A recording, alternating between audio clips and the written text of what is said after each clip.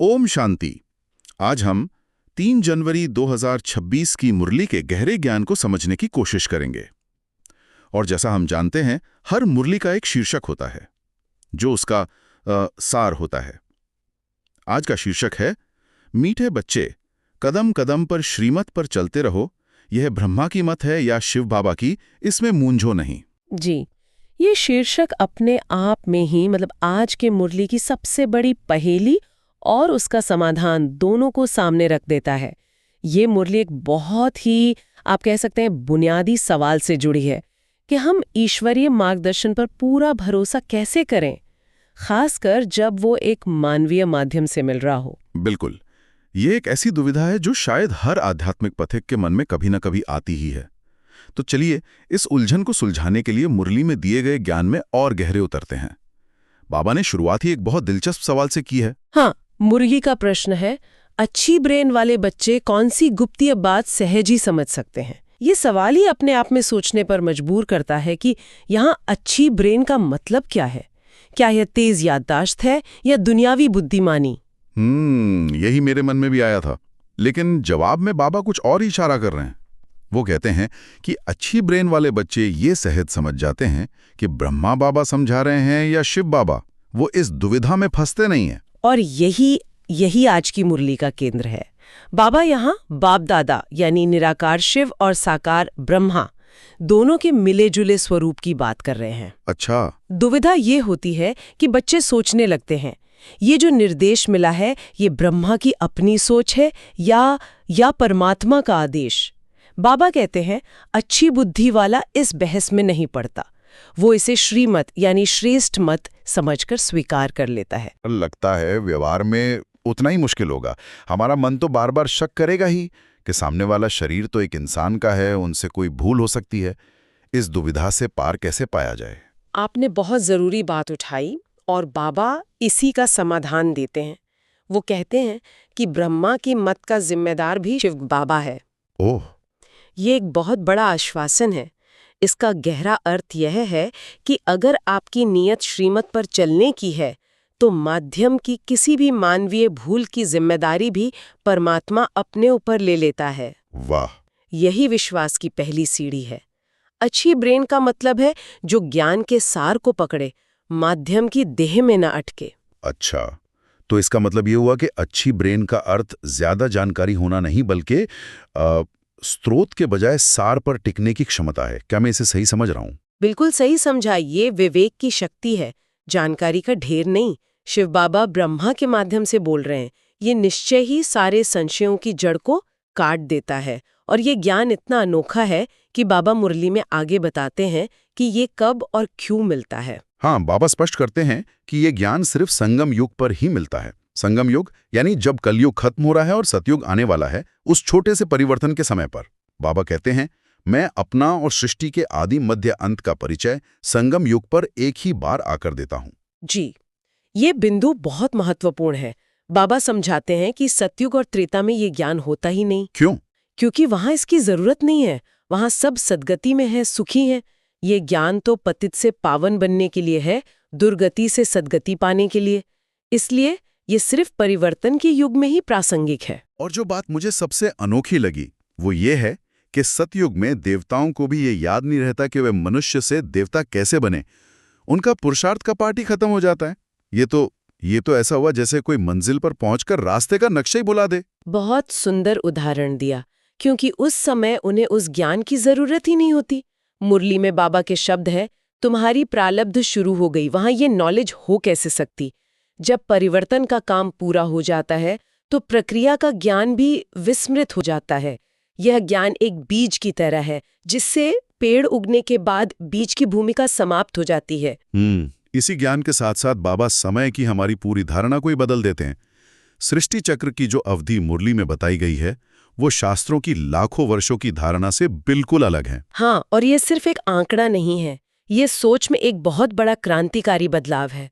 बाबा कहते हैं कि शास्त्रों में जो कल्प की लाखों वर्षों की आयु लिखी है वो सही नहीं है। सही नहीं है? पूरे कल्प की आयु केवल 5000 वर्ष है। 5000 वर्ष?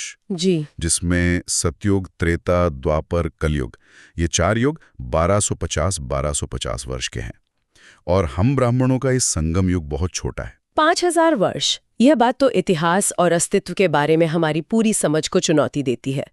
लाखों साल की कहानी में हम खुद को एक धूल के कण जैसा महसूस करते हैं जिसका कोई खास महत्व नहीं है। लेकिन 5000 साल के एक नाटक में जो बार बार दोहराया जाता है, इसमें हर आत्मा एक मुख्य अभिनेता बन जाती है। सही कहा। हर कर्म का वजन और महत्व तुरंत महसूस होता है। ये आलस को खत्म करके गहरी जिम्मेदारी का एहसास कराता है। बाबा कहते भी हैं 5000 वर्ष की बात भी भूल गए हैं तो लाखों वर्ष की बात कैसे जान सकेंगे। इस ज्ञान की सुंदरता इसकी सरलता में है। यह हमें भटकने से बचाकर हमारे वर्तमान कर्म पर ध्यान केंद्रित करने में मदद करता है। तो इस ज्ञान की नींव पर ही श्रीमत पर चलने का निश्चय टिकता है। मुरली का अगला हिस्सा इसी व्यवहारिक चुनौती पर बात करता है कि आखिर श्रीमत पर चला कैसे जाए। बाबा फिर से उसी दुविधा पर आते हैं कि बच्चे सोचते हैं पता नहीं ये ब्रह्मा की राय है या शिव की। और बाबा इसका बहुत सीधा और शक्तिशाली समाधान देते हैं। वो डांटते नहीं बल्कि प्यार से समझाते हैं। तुम क्यों नहीं समझते हो? शिव बाबा ही समझाते हैं। वो कहते हैं कि इस द्वंद्व में पड़कर अपनी ऊर्जा और समय नष्ट मत करो। बस ये निश्चय रखो कि जो भी निर्देश मिल रहा है वो कल्याणकारी शिव बाबा की तरफ से ही है, तुम्हारे भले के लिए है। और फिर बाबा वो बात कहते हैं जो विश्वास की पराकाष्ठा है। वो कहते हैं तुम श्रीमत पर निश्चय रखो तो मैं रिस्पॉन्सिबल हूं। अगर निश्चय पक्का हो तो उल्टा भी सुलटा हो जाएगा। यह तो एक तरह का आध्यात्मिक बीमा है जिसकी गारंटी स्वयं परमात्मा दे रहा है। बिल्कुल। ये कर्म के सिद्धांत को आध्यात्मिक विश्वास के साथ बहुत खूबसूरती से जोड़ता है। संदेश साफ है, अगर तुम्हारा इरादा श्रेष्ठ सलाह मानने का है तो परिणाम की जिम्मेदारी परमात्मा की है। मुरली में बाबा के शब्द बहुत स्पष्ट हैं, इनसे कुछ भूल हो जाए तुम श्रीमत पर चलते रहेंगे तो वो आपे ही ठीक कर देंगे।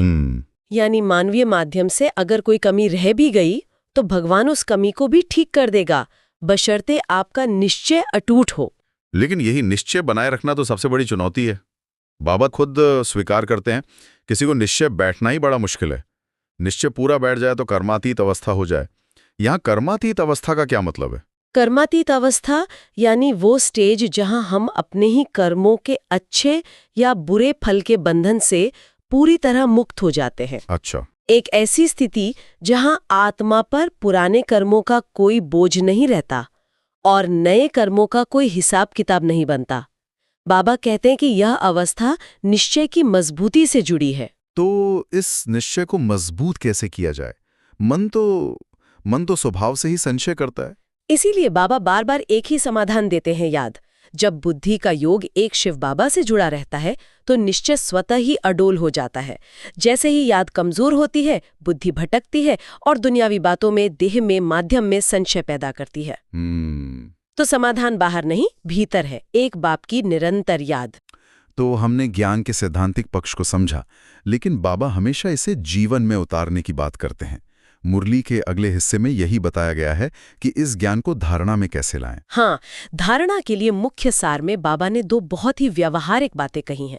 पहली, सेंसिबल बनकर सच्ची सेवा में लगना है और श्रीमत में संशय नहीं उठाना है, क्योंकि जिम्मेदार एक बाप है। सेंसिबल शब्द? हाँ, यहाँ सेंसिबल शब्द का प्रयोग बहुत गहरा है। इसका मतलब है समझदारी से, बिना किसी फालतू के सवाल जवाब में फंसे, खुद को सेवा में समर्पित कर देना। और दूसरी बात, विचार सागर मंथन कर ज्ञान को स्वयं धारण करना है और दूसरों को भी सुनाना है। इसका मतलब यह सिर्फ जानकारी इकट्ठा करना नहीं है, बल्कि उस पर गहराई से सोचना, उसे पचाना और फिर उसे अपने जीवन का हिस्सा बनाना है। बिल्कुल। बाबा कहते हैं जो सर्विस में तत्पर होंगे उनका ही विचार सागर मंथन चलता होगा। आपने बिल्कुल सही पकड़ा। धारणा का सार यही है, निश्चय और सेवा। निश्चय हमारी आंतरिक स्थिति को मजबूत करता है और सेवा उस मजबूती की बाहरी अभिव्यक्ति है। एक के बिना दूसरा अधूरा है। जी। जब हम निश्चय बुद्धि होकर सेवा करते हैं तो हमारे हर कर्म में शक्ति आ जाती है। और आज का वरदान भी इसी आंतरिक स्थिति को और मजबूत करने की बात करता है।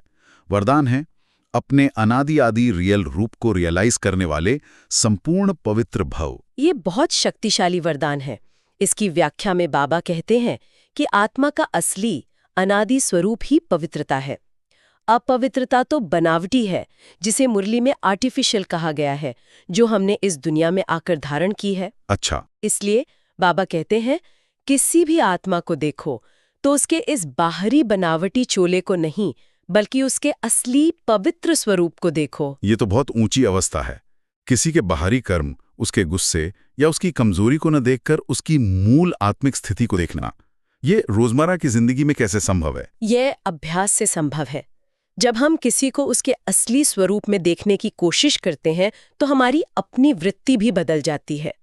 हमारे अंदर से नफरत या घृणा के बजाय रहम और शुभ भावना निकलती है। और जब हम दूसरों के लिए ऐसा करते हैं तो हम अनजाने में खुद को भी अपने रियल स्वरूप में स्थित कर रहे होते हैं। ये एक साथ चलने वाली प्रक्रिया है। इसी को बाबा फर्स्ट क्लास के टिकट का अधिकारी बनना कहते हैं। और आखिर में आज का स्लोगन भी एक सुरक्षा कवच की तरह है, परमात्मा दुआओं से अपनी झोली भरपूर करो तो माया समीप नहीं आ सकती। ये दुआओं के महत्व पर जोर देता है। हाँ, और यहाँ माया का मतलब है वो 5 विकार, काम, क्रोध, लोभ, मोह, अहंकार और उनकी सूक्ष्म शक्तियां जो हमें नीचे खींचती हैं। बाबा कहते हैं कि इन शक्तियों से लड़ने का सबसे सहज तरीका है दुआएं जमा करना। दुआएं? जी, जब हम निस्वार्थ भाव से किसी की सेवा करते हैं, किसी को सुख देते हैं, तो उनके दिल से जो दुआ निकलती है वो एक आध्यात्मिक ऊर्जा बनकर हमारी सुरक्षा करती है। ये परमात्मा दुआएं हमारे आत्मा को इतना शक्तिशाली बना देती हैं कि माया का वार हम पर असर नहीं कर पाता। तो आज की इस पूरी चर्चा को अगर समेटें तो सार ये निकलता है कि आध्यात्मिक यात्रा में सबसे बड़ी शक्ति निश्चय है। और ये निश्चय किसी व्यक्ति पर नहीं, बल्कि एक परमात्मा और उसकी श्रेष्ठ मत पर होना चाहिए, चाहे वो किसी भी माध्यम से हम तक पहुंचे। बिल्कुल, उलझनों से पार जाने का यही एकमात्र रास्ता है।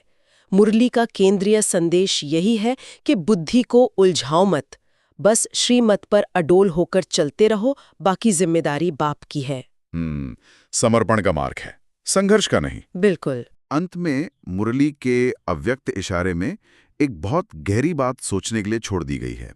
उसमें कहा गया है कि बच्चों ने विकारों की लोहे की जंजीरें तो शायद काट ली हैं, लेकिन बहुत महीन और रॉयल धागे अभी भी बंधे हुए हैं। ये एक ऐसा आईना है जो हमें अपनी बहुत गहरी और सूक्ष्म कमियों को दिखाता है। कौन से हैं वे सूक्ष्म रॉयल धागे जो हमें जीवन मुक्त स्थिति का हल्कापन अनुभव करने से रोक रहे हैं? हाँ, कौन से हैं? अव्यक्त इशारा बताता है, कई पर्सनैलिटी फील करने वाले हैं, स्वयं में अच्छाइयां हैं नहीं, लेकिन महसूस ऐसे होती है कि हम बहुत अच्छे हैं, हम बहुत आगे बढ़ रहे हैं। तो ये तो सूक्ष्म अभिमान की बात हुई, अपनी अच्छाइयों का, अपनी सेवा का, अपने ज्ञान का एक अव्यक्त एहसास जो दिखता नहीं पर हमें बांधे रखता है। बिल्कुल, ये वो धागे हैं जो सोने के हो सकते हैं, रेशम के हो सकते हैं, लेकिन है तो बंधन ही। लोहे की जंजीरें तो स्थूल विकार हैं, जैसे क्रोध या लोभ, जिन्हें पहचानना और काटना फिर भी आसान है। सही बात है। लेकिन ये रॉयल धागे इतने सूक्ष्म हैं कि आत्मा को पता भी नहीं चलता कि वो बंधी हुई है। शायद अपनी विशेषताओं का सूक्ष्म नशा या मैं कितना अच्छा हूं का अंदरूनी एहसास। ये वाकई में एक गहरा चिंतन का विषय है जिसे हर किसी को अपने अंदर झांक कर देखना होगा। हमारे जीवन में ऐसे कौन से रॉयल धागे हैं जिन्हें काटने की जरूरत है? इसी सवाल के साथ आज की इस चर्चा को यहीं समाप्त करते हैं। ओम शांति।